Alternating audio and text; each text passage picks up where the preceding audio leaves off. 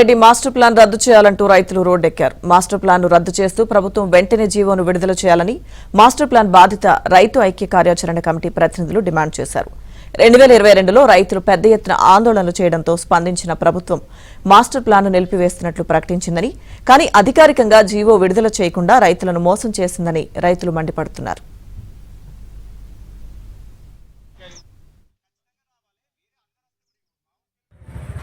Master plan రద్దు అంటారు, కానీ మాకు ఏంటంటే జీవో కాపీ దయచేసి వాళ్ళు ఇవ్వాలి.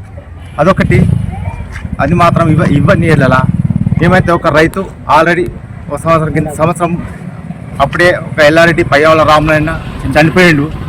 అటువంటి మార్గాలు మాత్రం దయచేసి ఈ నాయకులు తీసుకురావద్దని కోరిక.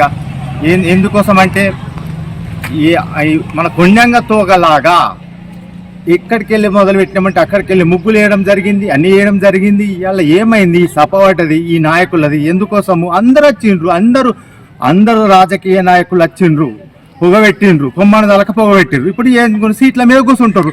అది ఏదో జీవో కాపీ ఇస్తే అది దయచేసి జీవో కాపీ నాయకులు ఇవ్వాలని మా యొక్క కోరిక.